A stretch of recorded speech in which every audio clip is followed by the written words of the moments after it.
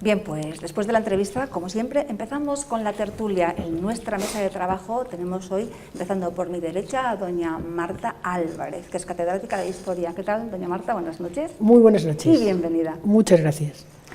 A mi izquierda, a mi lado, doña Lara Graña, es periodista del Xornal de Galicia. ¿Qué tal, doña Lara? Buenas noches. Buenas noches. Y bienvenida. Muchas gracias. La primera vez que está aquí, esperemos que no sea la última. A mi derecha, en el fondo, don Remigio González Serantes, es representante de Terra Galega. ¿Qué tal, don Remigio? Buenas noches. Muy bien, bienvenido. Buenas noches, muchas gracias. A mi izquierda, en el fondo de la mesa, don Delmiro Prieto, presidente de Daun Galicia. ¿Qué tal, don Delmiro? Buenas noches. Buenas noches, muy bien. Bienvenido. Muchas gracias. Bien, pues comenzamos ya a comentar. Continúa la incertidumbre del futuro de Nova Caixa Galicia. Incertidumbre, supongo que para todos, ¿o no? ¿Hay alguien en este momento que sepa qué le depara? ¿Cuál es el futuro de Nova Caixa Galicia? Decía Eurípides que el mejor adivino es aquel que mejor deduce. Nosotros hoy aquí en esta mesa vamos a adivinar, vamos a deducir. Y empiezo por una especialista en economía, doña Lara. ¿Podemos adivinar, podemos deducir? ¿Qué le augura a Nova Caixa Galicia con todos estos datos que vamos teniendo? Bueno, mencionas el tema de Eurípides, sí que hay que hacer un ejercicio de adivinación, pero en cualquier caso el futuro de Nova Caixa Galicia pasa por hacer un ejercicio durísimo para adecuarse a los requerimientos que quiere el Estado. Básicamente el problema que tiene Nova Caixa Galicia es que es una entidad que tiene un ratio de solvencia inferior, bastante inferior a lo que pide el Estado. Y para llegar a ese ratio de solvencia el Estado quiere dinero privado, básicamente. Entonces ahí se va a romper, si no lo impide un milagro, pues la estructura jurídica de Nova Caixa Galicia tal y como la entendemos, tal y como se entiende desde hace decenas y decenas de años. Es lo que me preguntas sobre el futuro, pues en cualquier caso muy complicado. En la semana que viene el Gobierno va a publicar el decreto del nuevo plan de reforzamiento financiero, en el que va a decir exactamente cómo va a computar a las cajas de ahorros. Pues, si la ayuda del FROP va a computar como capital básico o ratio de solvencia, que es lo mismo, si no lo va a hacer. Entonces, a partir de ahí es cuando la caja va a saber de verdad a qué se está enfrentando, porque ahora sí que es verdad que se está enfrentando a una mare magnum de dimes y diretes, de voy a pedirte tanto, tanto otro, pero el camino es muy, muy complicado para la caja gallega. Bien, desde Galicia no se mueve ficha en tanto en cuanto no se conozca el decreto, ¿no? No se está moviendo ninguna ficha, cierto. Pero sí que se ha movido ficha en otras comunidades autónomas. El Artur Mas, el presidente de la Generalitat. Él lo tiene muy claro todo. Exactamente. El señor Griñán ha dicho que quiere mantener cajas en su comunidad. El Lehendakari vasco, incluso la presidenta de la Comunidad de Madrid modificó a trancas y barrancas la ley de cajas para adecuarla a lo que estaba pasando. También hay que tener en cuenta que bueno, pues lleva negociando meses y en esa negociación estaba el Gobierno, estaba el Banco de España, estaba Caja de Madrid como privilegiada, estaban los catalanes y daban información a los vascos. Y de Galicia parece ser que los han tomado por el pito del sereno. Bueno, hasta donde sabemos, porque no creo que nadie de aquí lo supiera. El problema aquí es que ha habido un cambio de las reglas del juego evidente, con lo cual se puede estar enfadado, si podemos estarlo y reivindicarlo y decirlo a viva voz. Eso no hay discusión pertinente, porque es verdad que el Banco de España aprobó un plan de integración que en absoluto, en ningún caso, tenía previsto esta cosa que se viene de repente, que es un cambio de arriba abajo de la naturaleza jurídica de las cajas. Eso es verdad, pero también es verdad que la ley que vertebra la organización de las cajas, la LORCA, que permite la bancarización, no hace falta un decreto del Gobierno de la semana que viene, se pactó entre el Partido Popular y el Partido Socialista en el mes de junio del año pasado. Eso también es verdad y creo que también es pertinente recordarlo, que es muy importante.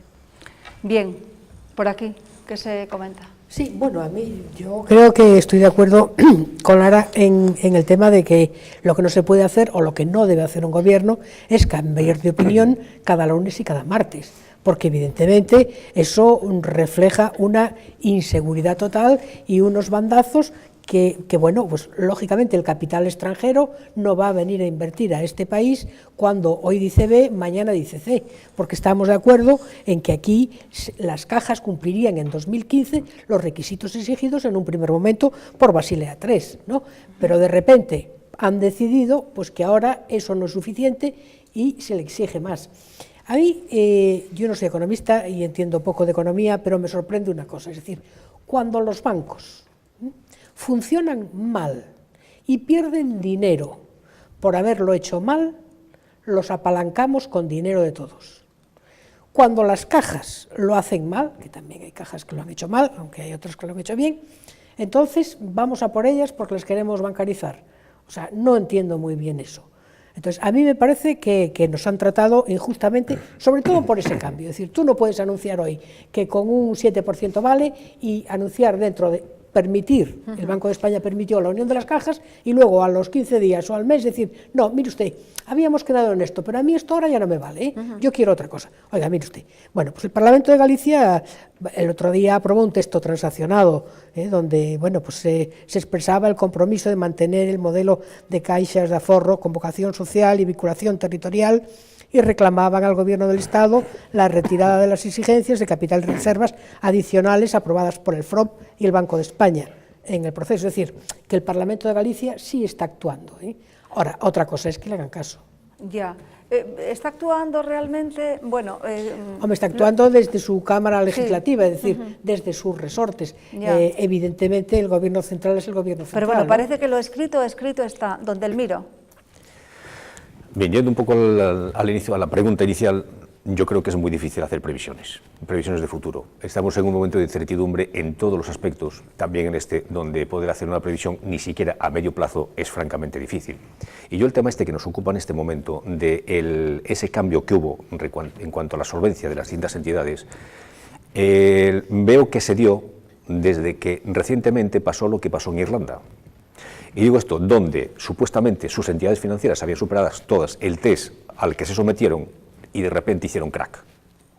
Entonces yo no sé si por ese motivo y que por una vez se intentan adelantar a los acontecimientos y dicen no, aquí hay que establecer unas normas para no correr ese riesgo. Por otra parte, las cajas de ahorro que nacieron hace muchísimos años. Pero no vayamos al origen de todo porque entonces no acabamos. No, vamos al un origen. poco a lo último. Vamos al origen y vamos al último. Digo, bueno, señala al principio, las cajas de ahorro no es lo que eran, ni su obra social es lo que era. Hoy es otra cosa muy distinta, y es un híbrido entre banco y otra cosa que no sé muy bien lo que es. A mí particularmente, como usuario, como cliente, como ciudadano, la verdad, tampoco me preocupa demasiado. Porque si realmente cumplieran el fin social que las fundó, estaríamos hablando de otro tema. En definitiva, a usted le da igual que sean gallegas, que no sean gallegas, y que sean cajas, que sean bancos. Pero si estamos en un mundo globalizado donde nada es de ningún sitio, sino que todo es de todo, de todas partes. Bueno, yo no estoy muy de acuerdo con esa teoría. En primer lugar, no estoy de acuerdo tampoco con el enfoque que le está dando la Xunta de Galicia. Primero la solvencia, después la galleguidad. No, yo quiero ser un poco, quiero ser un poco sentimentalista, darle un sentimiento. No se concibe Galicia sin las caixas de aforros. No se concibe. Toda la labor social que hicieron las cajas en Galicia no la hizo la banca ni la hará nunca. Que sustituya esas cajas. Claro, pero si nos quedamos sin ellas se acaba eso. Entonces, yo llamaría a toda la ciudadanía poner lo que haga falta para cubrir eso que exigen y que las cajas sigan siendo lo que fueron, exigiéndole un poco más el volver a sus inicios en lo social. O sea, las cajas, el error mayor que cometieron fue con Fuentes Quintana tratar de convertirse en bancos. Entonces ahí empezaron a perder un poco su identidad y se metieron en negocios que no dominaban perfectamente, como el negocio inmobiliario, y ahí viene el derrumbe de las cajas. Bueno, que vuelvan a ser como eran. Yo creo que no porque se metieran en el negocio inmobiliario, sino que se pasaron en los créditos en ese negocio inmobiliario. Claro. No, perdón, y no solamente eso. Y que se construyeron muchos aeropuertos indebidos, muchas obras también, indebidas, sí, bueno, y que eso mucha ya, gente se hizo rica y que tiene un patrimonio tremendo, y el agujero de las cajas luego hubo que taparlo. No solamente eso, sino tengamos en cuenta una cosa, aquellas entidades de una dimensión mucho más pequeña, pero que no intervinieron precisamente en el mundo del ladrillo, hoy son solventes y no tienen ningún problema. Y la nuestra, la de aquí, es una de las que le apeteció mucho meterse en ese tinglao y está pagando un poco las consecuencias. Claro. Doña Lara, una última cosa ya para pasar a otro tema.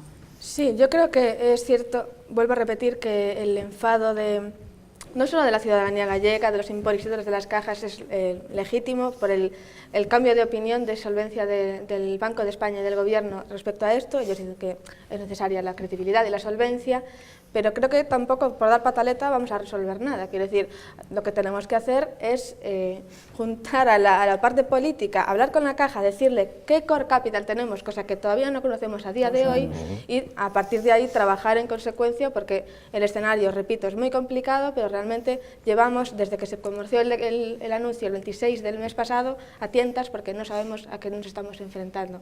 Yo creo que hay que actuar, no solo dar pataleta contra el Gobierno, que no vale de nada, a fin de cuentas. Bueno, dejamos el tema de las cajas, pero sí me gustaría comentar una cuestión económica, bueno, porque la actualidad manda en este caso, y bueno, sobre la visita de hace unos días de Artur Mas, primero al rey, que no sabemos muy bien lo que le contó, lo que le propuso o si le pidió apoyo para algo, luego con el señor Rodríguez Zapatero, y bueno, pues parece ser que Artur Mas se quedó muy contento, que le va a dar no sé cuántos millones, no sé cuántas facturas del agujero que dejaron allí el bipartito en el que estaban los socialistas y demás. Entonces, luego a partir de aquí hubo protestas por parte de la presidenta de la Comunidad de Madrid, muy lógicamente, de Gallardón, y sobre todo el presidente socialista presidente Barreda, ¿no?, que dice que no va a consentir que desde luego que se quede ninguna comunidad autónoma pues en desventaja y que se prioricen algunas, ¿no?, o sea, que se privilegien algunas. A raíz de aquí, pues ya saben ustedes que salió doña Elena Salgado diciendo que no, que se va a permitir el endeudamiento también al resto de las comunidades, pero Zapatero luego al día siguiente dice que no, que todo está como estaba y que nada de eso es así. ¿Qué les parece esto? Es que realmente no nos da tiempo a asimilar tanta noticia y tanta noticia contradictoria. Pues no nos da tiempo a asimilar tantos cambios de opinión. Claro. En los ministros económicos, claro, y en el presidente del Gobierno. Sí. Estamos en lo de antes, es decir, primero digo A, luego digo B. Bueno, y lo de Cataluña pues es una constante, ¿no? Es decir, el señor Zapatero, a lo largo de estos años de gobierno, con Cataluña siempre bajo la oreja. Es decir, aquí viene Cataluña y consigue lo que quiere. Lógicamente, es luego que le va a hacer campaña ahora, además. No, bueno, pero es que además le pasa una cosa, él necesita CIU para ayudarlo en el Congreso, porque si no, no le llegan los votos. Entonces, lo que diga Cataluña lo afecta, pero ahí habría que poner una vez más de relieve las grandes mentiras que nos contó la vicepresidenta, doña Elena Salgado, diciéndonos que el déficit catalán era 1, y resulta que ahora, como ha perdido el tripartito, se sabe realmente cuánto era ese déficit, ya 3 veces más o 4 veces más. Por tanto, bueno, ¿a qué jugamos, no? Yo creo que también, en cualquier caso, hay que discernir entre refinanciamiento de deuda y endeudamiento neto, que no es lo mismo. Lo que se le ha prometido a Cataluña es refinanciar la deuda y no que siga creciendo el endeudamiento. El endeudamiento del Estado, que es una cosa que nos tira mucho de las orejas en Europa, que es brutal, es salvaje, por parte de todas las administraciones públicas, el del Estado, del Gobierno central, creció en torno a un 40% desde el año 2004, pero de las administraciones autonómicas creció en un 75%. Yo creo que todos hay que poner la oreja. Y de cualquier manera estamos hablando de refinanciación. Efectivamente, refinanciación de la deuda, pero también aquí hay que distinguir en comunidades autónomas que se han pasado muchísimo y comunidades autónomas que se han pasado muy poquito. Porque claro, no puede ser café para todos cuando uno está manteniendo y aguantando para no superar el tope de gasto y otros están gastando alegremente. Sí, pero y aquí la comunidad gallega en cualquier caso tiene un déficit que es muy loable, que es muy bajito, cierto, pero tiene un ratio de deuda por el valor del PIB muy elevado, por encima de la media del Estado. Galicia, estoy hablando que no se puede tratar igual a gente diferente.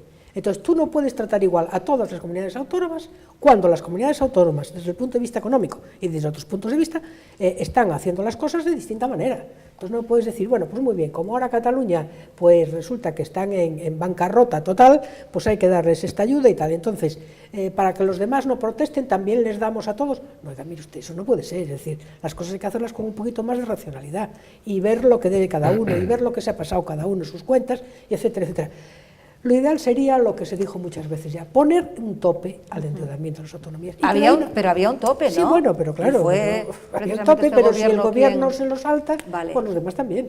Claro, sí. Bueno, lo cierto es que no se puede privilegiar a una autonomía, en este caso Cataluña, pues que siempre se privilegió de las otras, ¿no? La tarta es la que es, y los trozos de tarta son los que son, y los que somos los que somos. Entonces, si uno lleva lo equivalente a 4 o 5, pues queda menos para el resto. Ya, pero si el Estatuto catalán ya se acepta. Bueno, pero vamos a ver, pero yo creo que muchas veces que estas cosas también se dicen y se lanzan mensajes que no son exactamente ciertos y que yo no sé si sirven un poco para intentar distraer a la gente. Porque yo creo que lo que estamos comentando aquí no es exactamente así. Lo apuntaba Lara muy bien hace un momento. Es que, hasta donde yo entiendo, no se permite a Cataluña endeudarse más de lo que debía, sino que lo que sí le permite es refinanciar su deuda igual que al resto de las comunidades, tal como estaba establecido anteriormente, y siempre con un mínimo y un tope de gasto que está también establecido, y por otra parte con un compromiso y un plan de reducción de déficit, que Cataluña lo cumple. Y si lo cumple, pues también habrá que tenerlo en cuenta. Que no tiene nada que ver con el hecho de decir, le permiten endeudarse más. Eso no es cierto. Y después hay administraciones... No se le permite endeudarse más, pero es que ya se endeudó más. Ese es un agujero tremendo. Es decir, a partir de ahora no se le deja endeudarse más. Pero como decías, Marta, es que hasta ahora se endeudó mucho más que otros. Y eso también hay que tenerlo en cuenta, ¿no? Pero tiene precisamente hecho el plan de reducción de su déficit en los términos exigidos. Bueno, son palabras, pero está ahí. Y por otra parte decimos, bueno, yo no sé si bajan alguien la oreja o no, pero posiblemente ante Cataluña todos bajen la oreja en un momento determinado. Esto, os recordemos cuando gobernaba el Partido Popular y hacía falta también acordémonos cuando José María Aznar hablaba catalán en la intimidad. Todos bajan la oreja ante los nacionalistas cuando necesitan sus votos. De todas formas, es más preocupante lo que nos tienen que dar ahora, que está en los presupuestos del Estado, que la refinanciación de la deuda. Porque ahora están en juego los 800 millones esos, que si no nos los dan, ¿qué? Y encima debemos 500, tenemos que pagar 500 cada año de la deuda que traemos de atrás por haber recibido de más. Bueno, o sea, que Galicia una deuda se va a de 5.000 quedar... millones de euros que contrajo la Xunta de Galicia solita. O sea, no tiene nada que ver, hay una cosa por parte del Estado y otro endeudamiento por parte de la administración pero hay que devolverlo. Sobre estas cosas yo creo que se crean unos barullos muchas veces, y que hay que hacerles el caso unos barullos, pero bueno, pues lo que es... Pero que traen como consecuencia que lejos de enterarnos realmente de lo que está ocurriendo, lo que terminamos convencidos es de lo que no es. Bueno, pero lo cierto es que lo digamos de una manera o lo digamos de otra, faltemos un poco al rigor en esto de que una cosa es la de otra y otra cosa es el endeudamiento. Lo cierto es que Cataluña es una comunidad privilegiada y cuando coges el tren, por ejemplo, en Vigo o aquí o en Coruña y ves en las estaciones, ¿cuándo empiezas en las estaciones catalanas? Se nota, todo es nuevo, todo está remozado, todo está reconstruido, restaurado. Bueno, es que cercanía se les ha dado también. ¿Cómo se nota que hay efectivamente dinero? Claro, ¿qué pasó con cercanías recientemente? Bueno, vamos con... Tampoco vamos a resolver el problema ni de la deuda ni de nada, pero ahora, bueno. Lo de las cercanías, pues ojalá tuviéramos ese problema en Galicia. En Galicia no tenemos cercanías. Unas pinceladas. Vamos con otro tema que seguramente a la ciudadanía sí le va a encantar este tema y sobre todo creo que sí que lo va a entender mejor, ¿no? Primero fueron las asociaciones de consumidores quien pedían esto, luego fueron los jueces progresistas, los jueces para la democracia, y ahora también es la FEGAM la que se suma a esta petición. Y la petición es directamente al Gobierno a que se modifique la ley hipotecaria para que las personas que no pueden afrontar el pago de la hipoteca puedan saldar la deuda entregando al banco la vivienda. Esto surge a raíz de una sentencia de Navarra, que precisamente me parece que ayer salía otra, todo lo contrario, en la que no se le da la razón a la persona que reclama, sino en este caso al banco, al BBVA. Bien, sobre el tema, ¿se puede modificar es un poco, digamos... un poco injusta, no sé cómo definirlo, la ley hipotecaria que dice que tienes que responder con los bienes presentes y futuros? ¿Debería modificarla para que se pueda entregar la vivienda y quedar ya la deuda saldada y que no le debas al banco esa diferencia que te reclama en función de cómo lo lo valoró, ¿no? Bien, según en qué casos, yo esta propuesta que acabo de escuchar y que está muy de actualidad porque venía de diferentes frentes, lo veo hasta un disparate. Y me explico.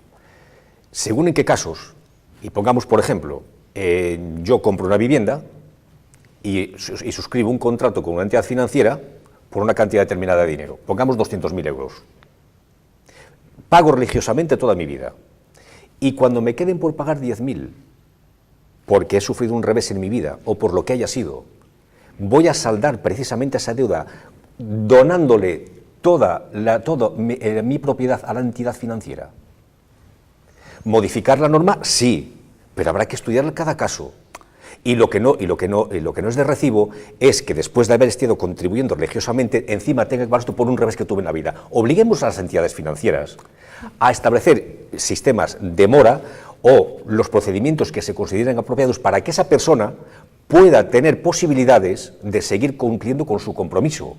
Y también, por otra parte, obliguémoslas a que esas cláusulas que aparecen en esa letra pequeña, que yo creo que siempre no es de recibo, pero en los momentos actuales es intolerable, los suelos y los techos, donde los techos no hace falta llegar a ellos, porque cuando quedemos 7 puntos por debajo de lo establecido en ese techo, ya estamos ahorcados.